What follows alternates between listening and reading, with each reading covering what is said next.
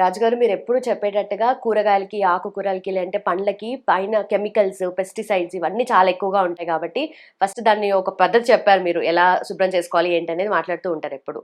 అయితే ఇవన్నీ తీసుకోవడం వల్ల కూడా ఆల్రెడీ కెమికల్స్ ఉన్న ఫుడ్ కానీ లేదంటే దానిలో మైక్రో ప్లాస్టిక్స్ ఉంటాయి. ఇప్పుడు ఆర్డర్ చేసుకుంటాం ఫుడ్, అవును. అది బయట వాళ్ళు తీసుకొస్తారు. ఆ ప్యాకెట్ లో కూడా లేదంటే ఆ డబ్బాల్లో కూడా మైక్రో ప్లాస్టిక్స్ అనేటివి ఫుడ్ లో కలిసిపోతూ ఉంటాయి కదా. అవునండి. దాని వల్ల మన హెల్త్ కి ఎలాంటి ఎఫెక్ట్ ఉంటుంది, ఎస్పెషలీ ఆడవాళ్ళకి? ఉమ్. హార్మోనల్ ఇన్ఫ్లుయెన్స్ దీని మీద కానీ లేదంటే ఫర్టిలిటీ మీద ఎలాంటి ప్రభావం ఉంటుందంటారు? అంటే ఫర్టిలిటీ మీద ప్రభావం మగవాడిది ఆడవాళ్ళది ఇద్దరిది ఉంటున్నాం. ఎందుకంటే సేమ్ ఫుడ్ వాళ్ళు తింటున్నారు, సేమ్ ఫుడ్ వీళ్ళు తింటున్నారు. వాళ్ళు ప్లాస్టిక్ వాడుతున్నారు, వీళ్ళు ప్లాస్టిక్ వాడుతున్నారు. అలాగే ఈ ప్లాస్టిక్ అనేది ఏంటంటే హీట్కి రియాక్ట్ అయ్యి కొన్ని ఉంటాయేమో, కోల్డ్కి రియాక్ట్ అయ్యి కొన్ని ఉంటాయి. ఫుడ్ గ్రేడ్ అని చాలామంది తయారు చేస్తున్నారు. అది ఎంతవరకు ఇన్స్పెక్షన్ చేస్తున్నారు, ఎంతవరకు అది ల్యాబ్లో పాస్ అయిందనేది భగవంతుడికి తెలియాలి. అలాగే వాటర్ బాటిల్స్ ఉంటున్నాయి వాళ్ళ బజార్లో. మనం ఎక్కడికి వెళ్ళినా కూడా వెళ్తా ఏం చేస్తాం, ఇంటికాడి నుంచి తీసుకెళ్ళడానికి బద్ధకం.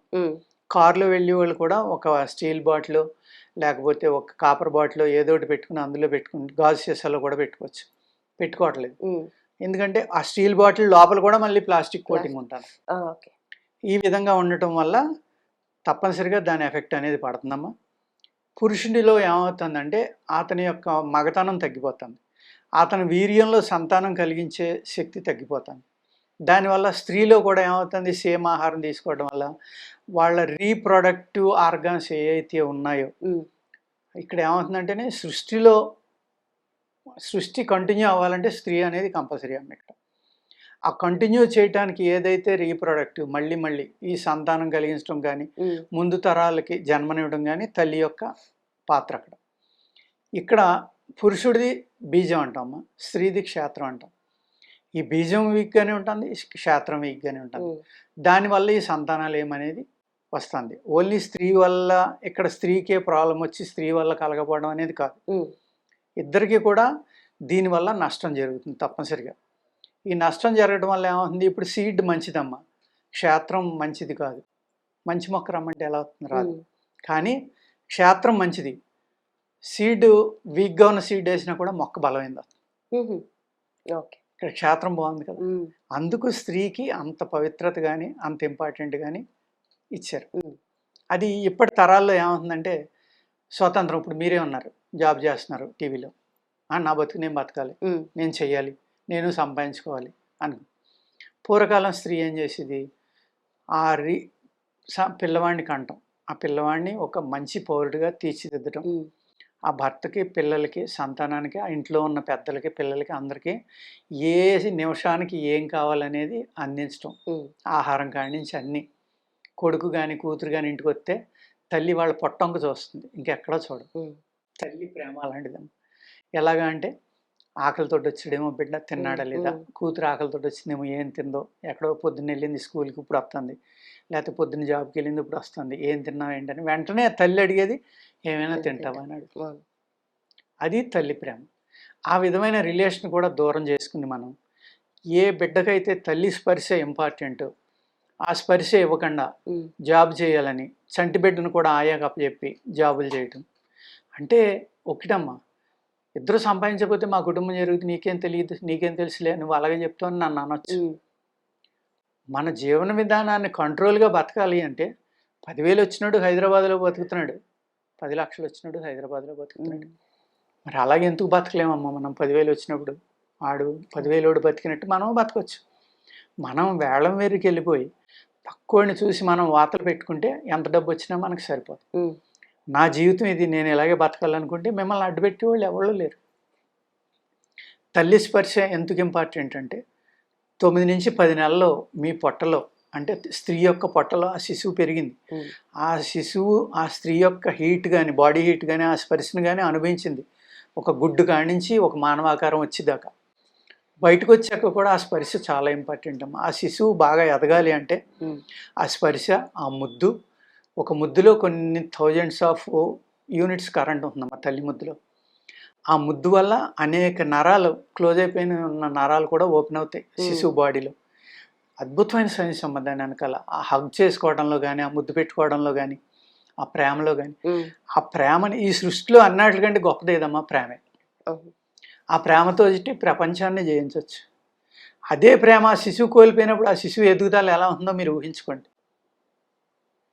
అంటే కోట్లు ఉన్న వాళ్ళు కూడా వదిలేసి పిల్లల్ని ఆయాల మీద వదిలేసి బయట పనులు చేసుకుంటూ ఉంటే, సాగని వాళ్ళు చేసుకుంటున్నారంటే వాళ్ళకు కూడా సాగుతుంది సాగించుకోవాలనుకుంటే. పూర్వకాలం బతకలేదమ్మా, ఇప్పుడే వచ్చిందా ఈ జన్మ అనేది, లేకపోతే ఇప్పుడే మనం అన్నం తింటున్నాం, అప్పుడు తిన్నాం కదా, ఇప్పుడు తింటున్నాం కదా. అప్పుడు మరి ఉద్యోగం చేసే స్త్రీలు ఎంతమంది ఉన్నారు, ఇవాళ ఎంతమంది ఉన్నారు? ఇక్కడ నేను స్త్రీ ఉద్యోగానికి వ్యతిరేకం కాదు, స్త్రీ సంపాదించకూడదు అని కాదు. ఆ పిల్లవాడికి 2-3 ఏళ్ళు వచ్చేదాకా మానేయండి. వాళ్ళు కొంచెం నడవటం అన్నీ వచ్చి నోటితోటి చెప్పగలిగే స్థితిలో, నాకు అక్కడ నొప్పి ఉంది, ఇక్కడ నొప్పి ఉంది, నాకు ఇబ్బంది ఉంది అని చెప్పగలిగే స్టేజ్కి వచ్చాక తప్పనిసరిగా జాబ్ చేసుకోండి, దాన్ని ఎవ్వరూ కాదండి. కానీ ఈ పుట్టిన కొత్తలో ఏ తల్లి స్పర్శ అయితే ఆ శిశువుకి అద్భుతమైన ఇంపార్టెన్సీ ఉందో అది లేకుండా కోల్పోతున్నారు. ఇవాళ తల్లిదండ్రులు పెద్దోళ్ళు అయితే ఓల్డ్ ఏజ్ హోమ్లో పెడుతున్నారు. ఆ ప్రేమ ఎక్కడి నుంచి వస్తుందమ్మా? రాదు. ఆ స్పర్శతోటి వచ్చిన ప్రేమ ఉందనుకోండి, వాళ్ళు దూరం అవ్వలేరు గమ్మని, అక్కడే స్టార్ట్ అయిపోతుంది. లేదు హాస్టల్లో పాడాడు, హాస్టల్లో పాడేస్తే ఆడు ఎవరికి చెప్పుకోవాలి బాధ వస్తే? వాళ్ళేమో 24 గంటలు చదువు అంటారు, హోంవర్క్ అంటారు, అదంటారు ఇదంటారు, చేయకపోతే తంతారు. ఒక రూమ్లో 5 ఉంటారు, 6 ఉంటారు, 2కి వెళ్తానికి ఉండదు, 1కి వెళ్ళటానికి ఉండదు, ఆ టైం కలవదు, నరకం అనిపిస్తారు వాళ్ళు అక్కడ. అప్పుడే పెద్దవాళ్ళ మీద విరక్తి వస్తుంది. రావడం వల్ల ఏమవుతుంది? గాడి గుడ్డి మనల్ని పట్టించుకున్నారు, వాళ్ళని ఎందుకు పట్టించుకోవాలి? అదే సంతానం మిమ్మల్ని అడిగారు అనుకోండి, నన్ను పట్టించుకున్నావు, నేను నిన్ను పట్టించుకోవాలంటే ఏం సమాధానం చెప్తారు? కరెక్ట్. చేత ఈ జీవన విధానం అనేది అక్కడ స్టార్ట్ అవుతుంది. అక్కడి నుంచి ఈ ప్రేమ అనేది పెంచుకుంటా, వాళ్ళకి ఏం కావాలో ఇవన్నీ చూసుకుంటూ ఉంటే తప్పనిసరిగా సంతానం చక్కగా కలుగుతుంది. మల్టిపుల్ ప్రాబ్లమ్స్ రావు. ఈ ప్లాస్టిక్ ఒక్కదాని వల్లే కాదమ్మా వచ్చే ప్రాబ్లం, ఈ ప్రేమ అనే దానికి దూరం అయిపోవటం వల్ల కూడా చాలా పెద్ద డ్రాబ్యాక్ అక్కడ స్టార్ట్ అవుతుంది. ప్లస్ ఆహారంలో అయితే భయంకరమైన ఈ పెస్టిసైడ్స్ కానీ కెమికల్స్ కానీ వాడేస్తున్నాము, 20 బస్తాలు పండవలసిన పొలంలో 40-50 బస్తాలు తీస్తున్నాము.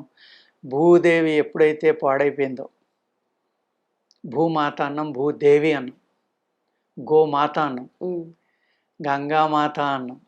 అంటే ఇక్కడ ఎలా ఉంటుందంటేనమ్మా, నేను స్పిరిచువల్లోకి వెళ్ళిపోతున్నాను అని అనుకోవద్దు, ఈ అన్నిటిని కూడా తల్లిలాగా చూసాం మనం. ఒక గంగను కానీ, ఒక గోవుని కానీ, ఒక భూమిని కానీ, ప్రకృతిలో ఉండే అద్భుతమైన శక్తులమ్మ. వాటి వల్లే మనం నడుస్తున్నాం. ఆ నీరు లేకపోతే మనకు బతుకులేదు, ఈ భూమిలో ఆహారం లేకపోతే మనకు బతుకులేదు. ఆ తల్లి పాలు కన్నా సేమ్ అంత శక్తివంతమైనవి, అంత స్వచ్ఛమైనవి బిడ్డ పుట్టినప్పటి నుంచి నాటవ పాలు ఇస్తే తల్లిపాలు లేకపోయినా పర్వాలేదమ్మా. అందుకే గోమాత అన్నారు. తల్లిపాలలో ఎన్ని రకాలు ఉంటాయి అన్ని రకాలు ఆవు పాలలో ఉంటాయి, అందుకు గోమాత అన్నారు, మనల్ని పోషించగలిగేది కాబట్టి. అద్భుతం అది. కానీ వాళ్ళు ఏమంటున్నాం, మనం పాలే తాగొద్దని చెప్తున్నారు చాలామంది, పాలేదో విషం లేక చెప్తున్నారు కొంతమంది.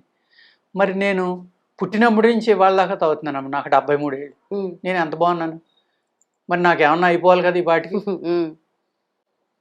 రోజు తాగుతాను నేను, అసలు పాలు లేకుండా ఎప్పుడు మేము పెరగలేదు. మా చిన్నప్పుడు కూడా చక్కగా వ్యవసాయం ఉండేది, పశువులు ఉండేవి. పడుకునేటప్పుడు పెద్దోళ్ళు 7 ఇంత పెద్ద గ్లాస్ ఇచ్చి శుభ్రంగా పడుకోరానివారు. ఉదయం లేవగానే గుమ్ము పాలు కానీ లేకపోతే కాసిన పాలు కానీ అందరూ తాగవలసింది ఇంట్లో.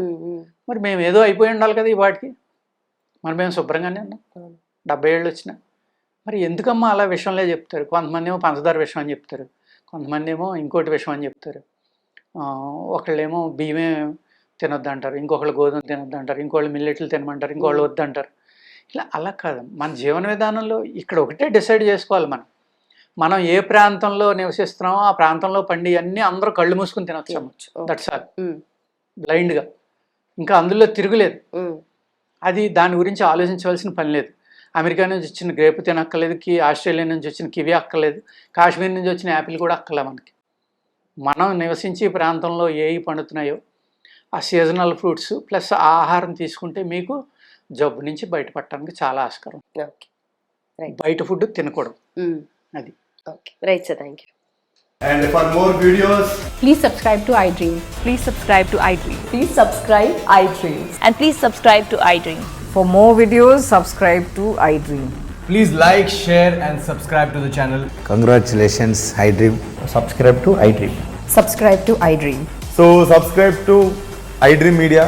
iDream की iDream team अंदर की huge congratulations. Please subscribe iDream Media. Please subscribe to iDream. Subscribe iDream. Please subscribe to iDream.